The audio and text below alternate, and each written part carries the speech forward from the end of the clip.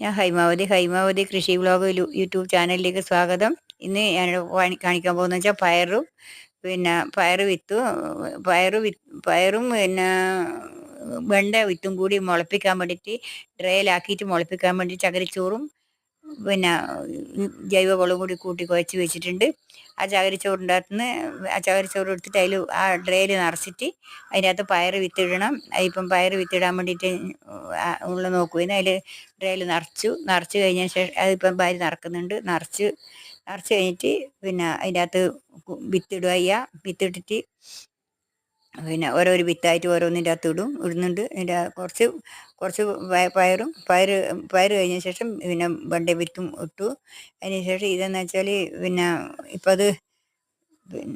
അത് ഒരാഴ്ച കഴിയുമ്പോൾ തന്നെ മുളക്കും. 2-4 ദിവസം കഴിയുമ്പോൾ മുള വരും. മുള വന്നിട്ടാകുമ്പോൾ ഒരാഴ്ച കഴിയുമ്പോൾ തന്നെ അത് പറിച്ച് നടാനാവും.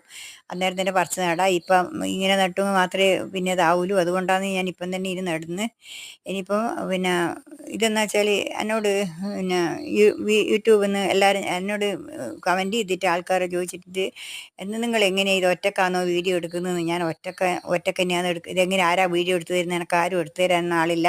ഞാൻ സ്വന്തമായിട്ട് തന്നെ എടുക്കുന്നത്. എനിക്ക് പിന്നെ അവിടെ സ്റ്റാൻഡ് വെച്ചിട്ട് സ്റ്റാൻഡും വന്ന് എടുക്കുന്നത്. അതുകൊണ്ടാണ് എനിക്ക് ശരിക്കും ക്ലിയറായി കിട്ടാതെ ചില സമയത്ത് കാണൂല. അങ്ങനെയെല്ലാം വരുന്നത് അതാണ്. ഒറ്റക്കല്ലേ ഉള്ളൂ. അതുകൊണ്ട് വേറെ ആരും ഇവിടെ ഇല്ല. പിന്നെ ആരും വരാനുമില്ല. കുട്ടികളെല്ലാം പഠിക്കാൻ പോകുന്നതാണ്. അതുകൊണ്ട് ഞാൻ അങ്ങനെ പിന്നെ ഞാൻ തന്നെ സ്വന്തമായിട്ട് തന്നെ എടുക്കലാണ്. ഇതിപ്പോൾ പിന്നെ എന്താ വെച്ചാൽ പിന്നെ എനക്കെന്നെ പഠിക്കുകയും വേണമല്ലോ. അതുകൊണ്ട് മാത്രം വേണ്ടിയിട്ടാണ് ഞാൻ ഇതിങ്ങനെ എല്ലാം ചെയ്യുന്നത്. ഇനിയിപ്പോൾ ഇത് എല്ലാവർക്കും ഇഷ്ടപ്പെട്ടിട്ടുണ്ടാവുന്ന വിത്ത് നട്ടു ഇത് നട്ട് പിന്നെ ഇതെല്ലാവർക്കും ഇഷ്ടപ്പെട്ടിട്ടുണ്ടാകുന്നു വിചാരിക്കുന്നു. ഇഷ്ടപ്പെട്ടിട്ടുണ്ടെങ്കിൽ ലൈക്ക് ചെയ്യുക, കമൻറ്റ് ചെയ്യുക. എല്ലാവരും സപ്പോർട്ടും എനിക്ക് വേണം. പിന്നെ എല്ലാവരും സബ്സ്ക്രൈബ് ചെയ്യാത്തവരെ സബ്സ്ക്രൈബ് ചെയ്യണം.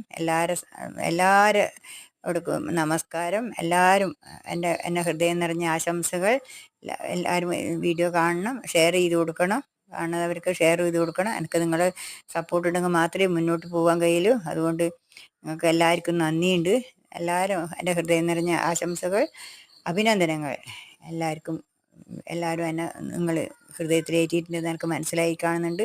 അതുകൊണ്ട് നിങ്ങളോട് എല്ലാവരും ഞാൻ കടപ്പെട്ടിരിക്കുകയാണ്. അതുകൊണ്ട് നിങ്ങൾ നിങ്ങൾ ഇന്നും മുന്നോട്ട് പോകണമെങ്കിൽ നിങ്ങളുടെ സഹായം കൂടിയേ പറ്റൂ. അതുകൊണ്ട് നിങ്ങൾ എനിക്ക് സപ്പോർട്ട് ചെയ്യണം. എനിക്ക് അതേ പറയാനുള്ളൂ, വേറൊന്നും പറയാനില്ല. എനിക്ക് അത്രേ പറയാനും കഴിയുന്നില്ലൂ. അതുകൊണ്ട് എനിക്ക് ആരും സഹായത്തിനില്ല എന്ന് പറഞ്ഞു.